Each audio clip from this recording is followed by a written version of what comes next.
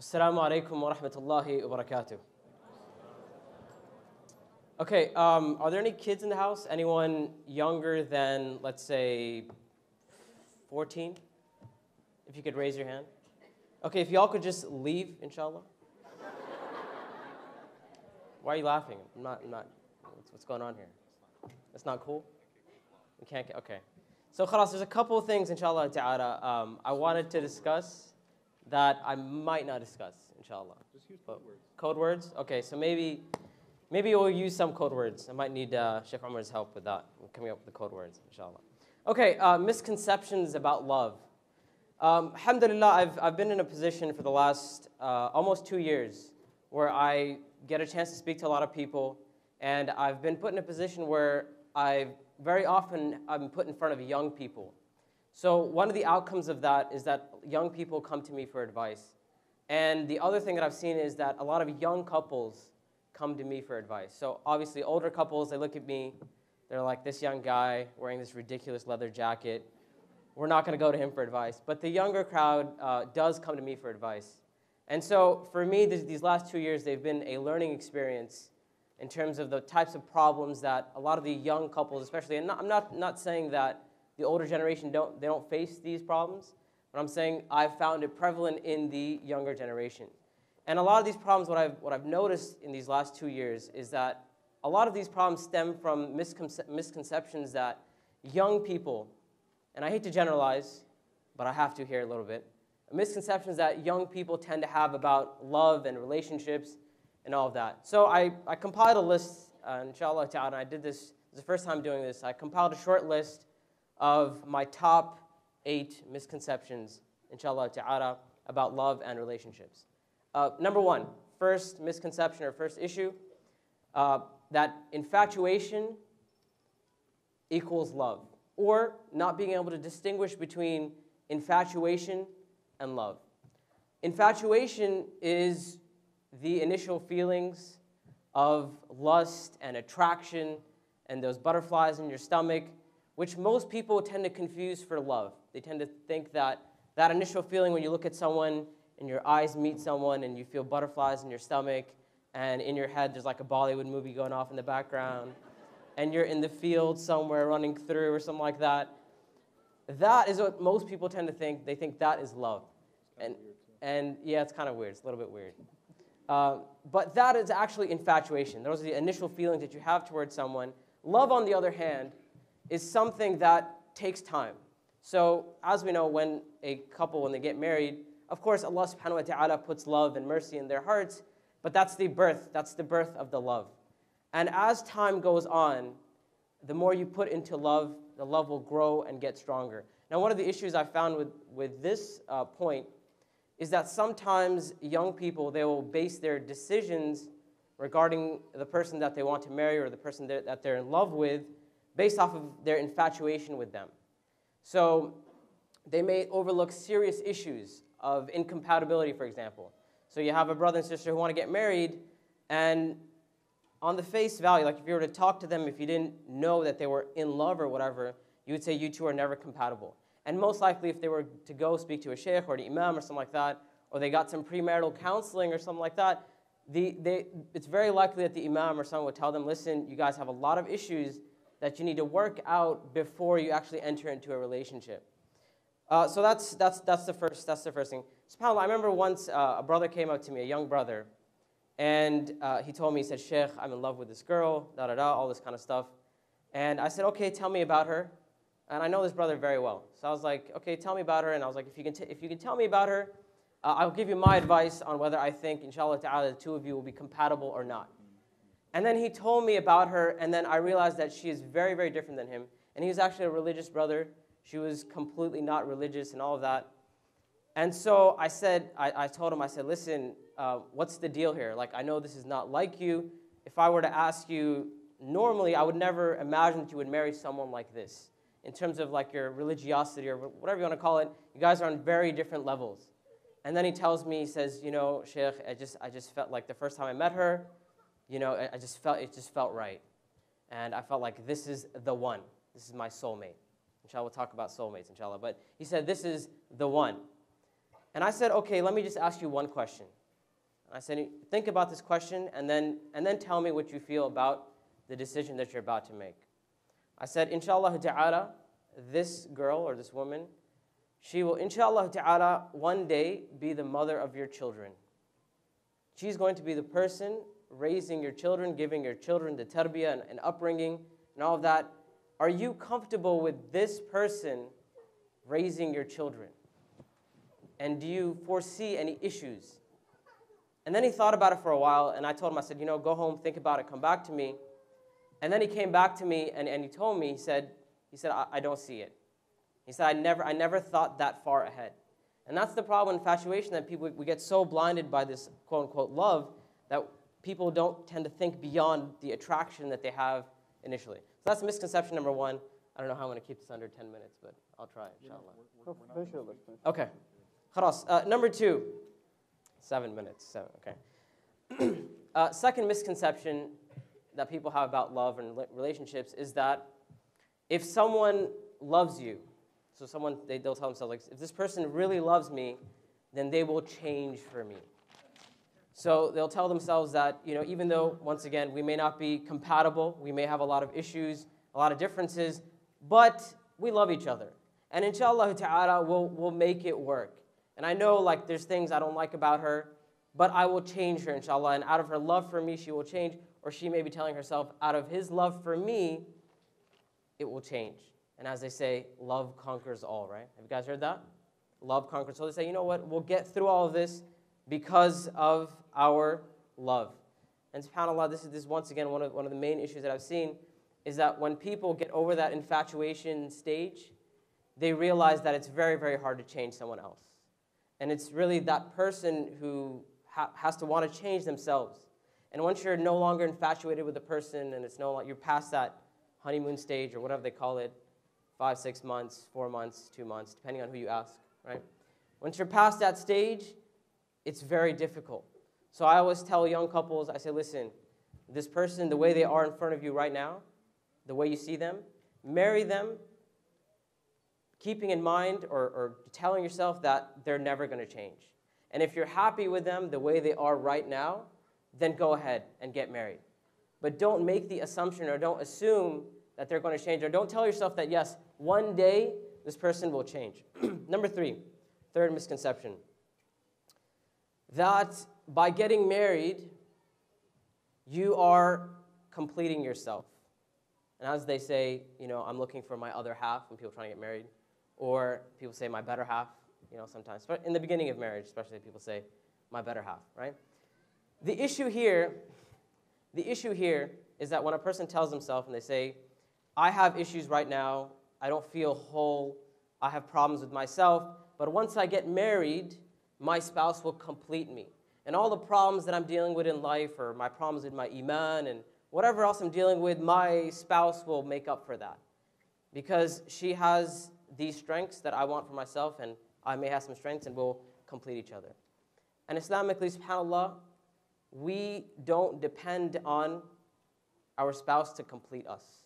Our spouse can help, but once again, we can't count on that, right? And it's also the issue of our relationship being whole with Allah subhanahu wa ta'ala, or at least us striving to make our relationship whole with Allah subhanahu wa ta'ala, and keeping that in mind before we get married. Right? So, and the most important thing, subhanAllah, is actually our relationship with Allah subhanahu wa ta'ala. Right? And if your relationship with Allah subhanahu wa ta'ala is fine, then your relationship will be helped by that. Right? And so once again, the issue is depending on your spouse to complete you or help you complete your iman. And a lot of times what happens, one of the other issues I've seen here, is that sometimes when you marry someone with the intention that they will complete me or that they will make me better and all that, we tend to put our self-worth in their hands. Right? We tend to tell ourselves that if my spouse, they're the ones who are going to make me feel better about myself. And they're the ones who are going to make me whole. And we forget that our self-worth is truly defined, at least according to Islam, our self-worth is defined by our relationship with Allah subhanahu wa ta'ala. And that's an amazing, unbreakable thing. That when a person puts their self-worth in their piety or their relationship with Allah subhanahu wa ta'ala, they will be secure in their relationship. Because they don't have that need to have their spouse always tell them that you're amazing or you're perfect, which is all good, alhamdulillah. It's something that spouses should do. They should encourage one another and praise one another, but they don't rely on that single factor to make themselves feel whole or make themselves feel complete. There's a story of Zahir radiallahu ta'ala an, which Sheikh Umar Sulaiman, I believe, shares in his class. Is that correct? Yeah. And I share it in my class as well, so if you've taken our classes, you've probably heard it twice.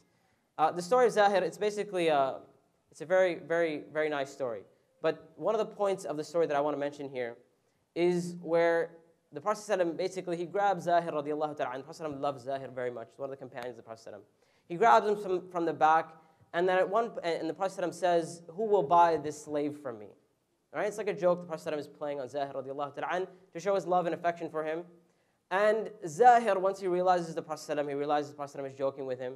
He actually moves further into the embrace. He wants the Prophet ﷺ to hold on to him tighter. And at one point he says, "O Messenger of Allah, I think you will find that I am unsellable, that no one will really pay much for me." And they say about Zahir radiallahu ta'ala an, that he wasn't like the best looking guy. Right? He wasn't that good looking or whatever. And he knew that. So he says to the Prophet ﷺ, he says, "Listen, I think you will find that if you try to sell me, like no one's going to pay anything for me." And so the Prophet ﷺ tells him, he says, "Most certainly, O Zahir, with Allah subhanahu wa ta'ala, you are extremely valuable." And what the Prophet ﷺ is teaching Zahir radiallahu ta'ala an here is that your value doesn't depend on your looks, on how people see you and whether they think you're a valuable person or not. He tells him, sallallahu alayhi wa sallam, he tells Zahir radiallahu ta'ala an, he says, Allah subhanahu wa ta'ala finds you valuable. And here we see the Prophet ﷺ teaching the companions about self-worth, where their self-worth lies. And it's very important that before people jump into a relationship or get into a relationship, they understand that in the end of the day, their spouse may be happy with them, they may be upset at them, they may be proud of them, they may be disappointed with you, like your spouse may be disappointed at you, but your self-worth is directly tied to your relationship with Allah subhanahu wa ta'ala. Also, misconception number 4. There is one single person out there for each and every one of us. And this goes back to the issue of your soulmate. One of the things I talk about in my classes is this issue and how pop culture and Hollywood and romantic comedies and all that, one of the things that all this teaches us is that one of your goals in life is for you to find your soulmate. That one person out there in the world somewhere who is perfect for you. And they're going to, once you meet them, everything is going to be perfect. Everything is going to be amazing. Like I said, if you're in a Bollywood movie, there's going to be like fireworks and stuff in the background, and you're going to know this is the person. Right? This is the one person for me.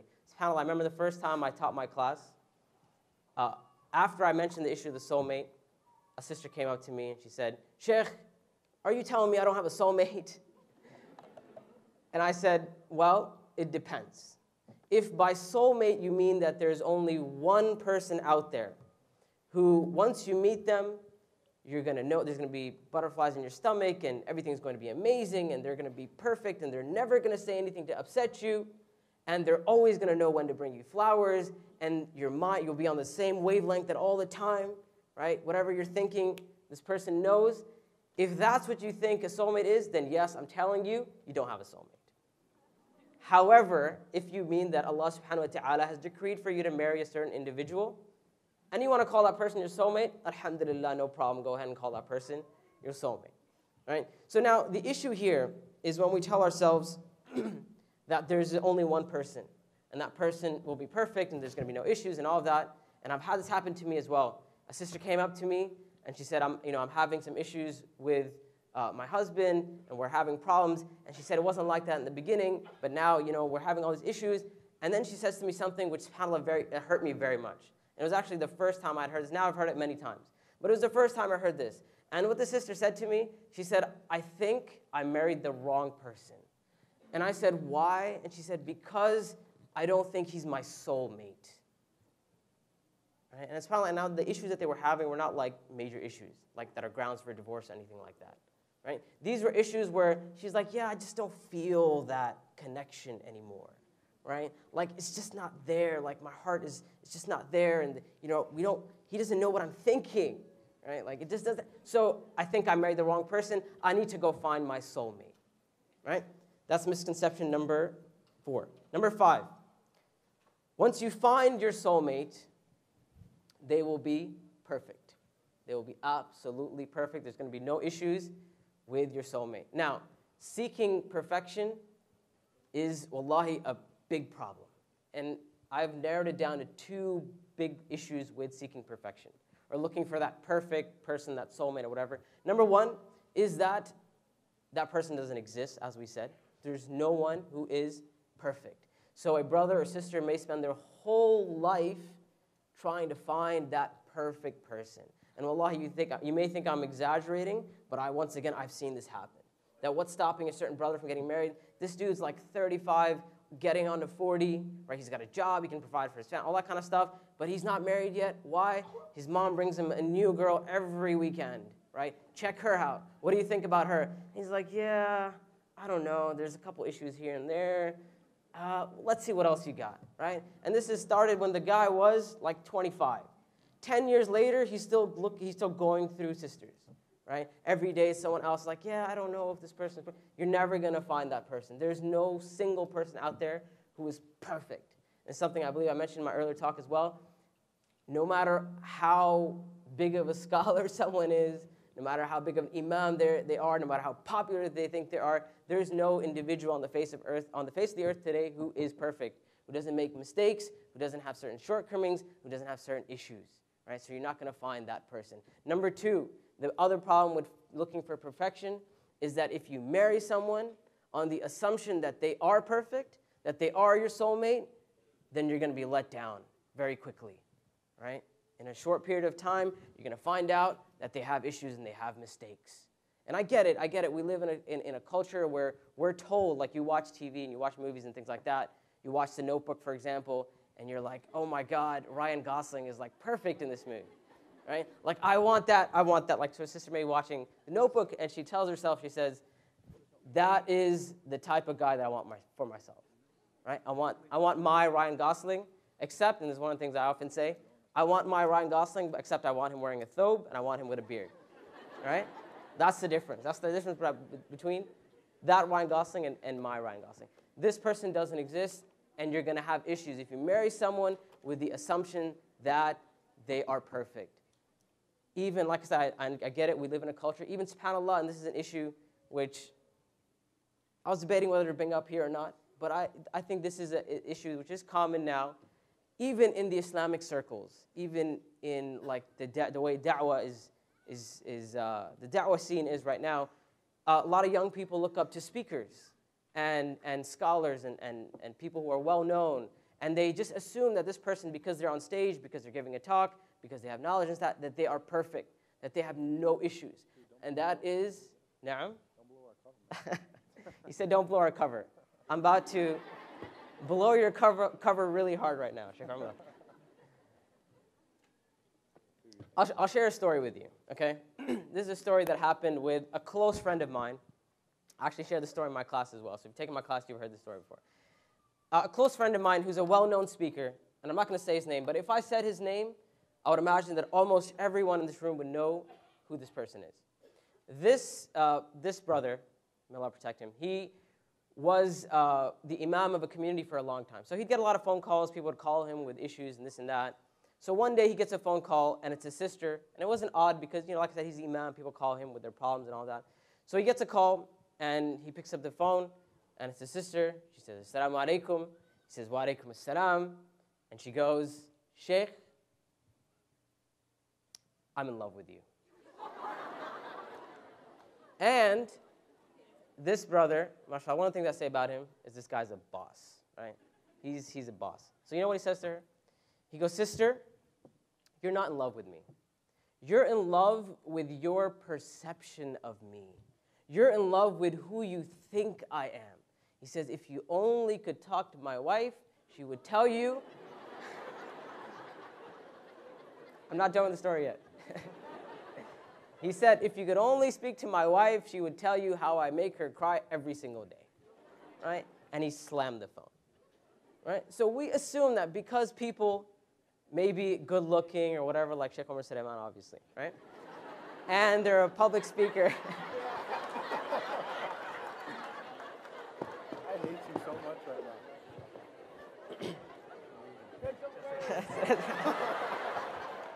My wife is here, dude. You don't even care. All right, we can go on now. That's something you would do. Anyway, the point is, perfection doesn't exist, right?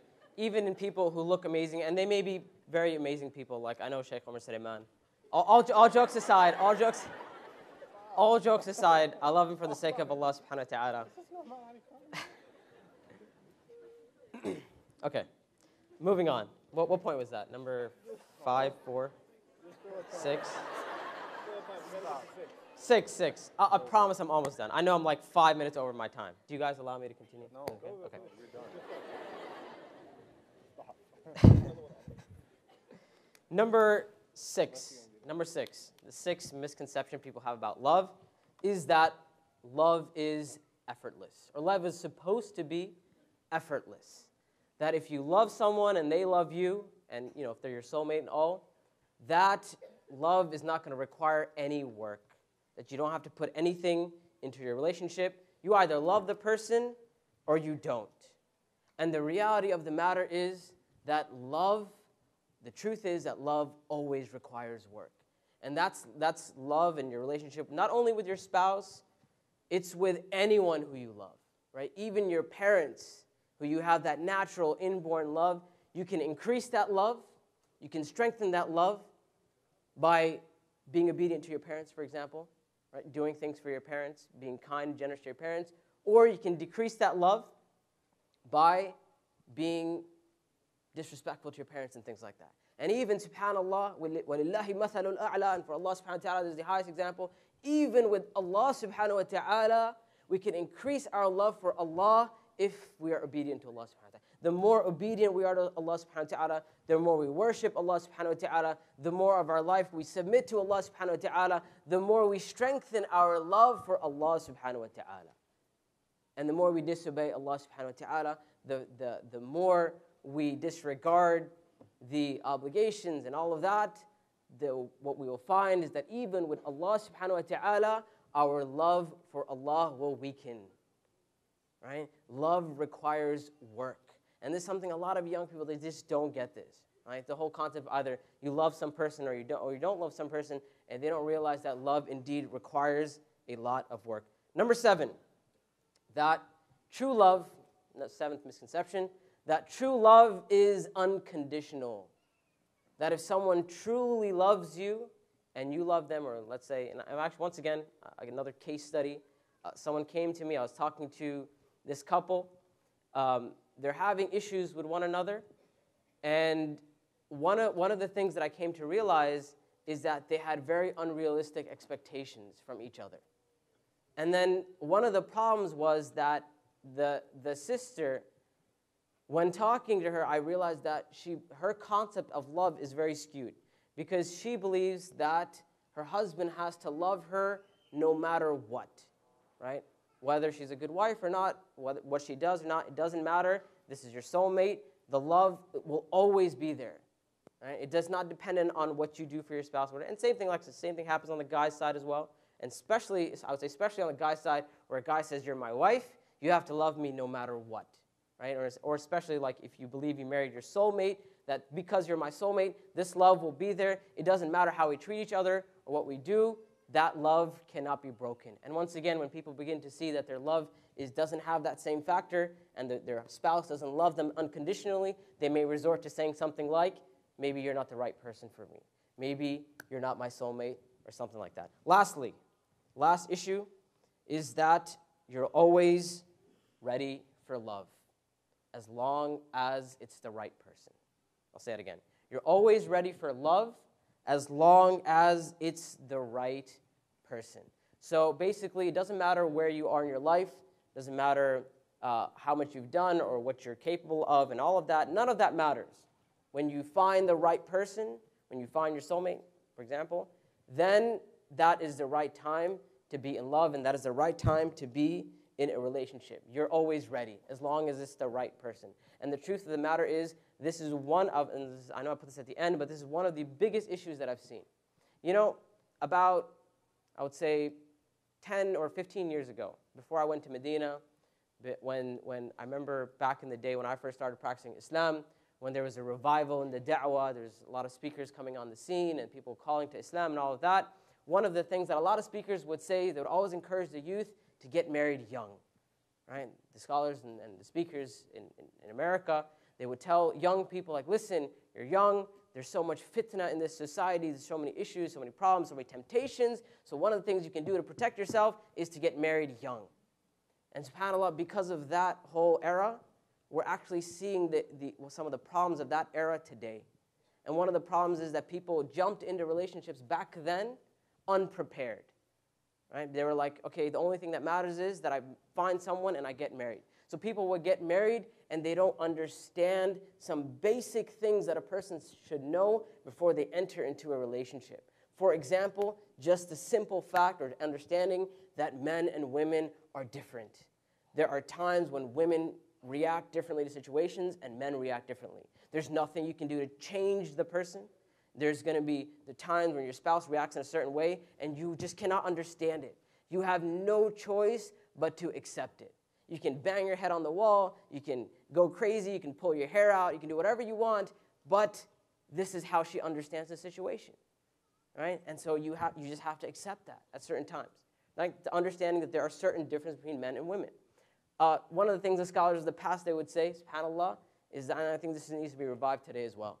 They would say that it is impermissible for a person to get married until they understand the rulings of marriage and divorce, the fiqh of marriage and divorce, at least the basic fiqh of marriage and divorce. And subhanAllah, how many people today get married and they don't have a clue? A single issue happens and it's like, I don't know what to do, call the imam, start freaking out because they have no idea. And a bigger issue than that is not understanding the rights and responsibilities that you have as a spouse. And subhanAllah, one of the misconceptions brothers have is that my only responsibility, for example, is I have to provide her with food, shelter, and clothing, right? And especially like, this is something I saw from religious brothers who maybe are not providing well for their family. And when questions say, listen, what's the deal? Like, why aren't you providing for your family? And she has certain needs and wants and all that kind of stuff. Why can't you provide that? And he says, listen, shar'an, according to the sharia, the only thing the sharia asks of me that I'm required to do is provide her with food, shelter, and clothing.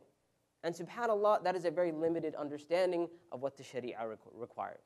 Right? So not having the knowledge of what a relationship takes, and this is why one of the things that I always tell anyone who comes to me for advice regarding getting married, I say always, always, always get premarital counseling. Right? Always. For me, like if someone wants me to do a nikah or something, I'll be like, listen, I'm not touching your nikah with a 10-foot pole unless you can prove to me that you've gotten some premarital counseling done, that you can show to me that you know what it means to be married. You've had to at least think about some of the situations that will come up when you get married, right? And Allah subhanahu wa ta'ala knows best. That's my top 8 list, inshallah ta'ala. Inshallah ta'ala, mashayikh and the brothers can add to what I've said, and Allah subhanahu wa ta'ala knows best.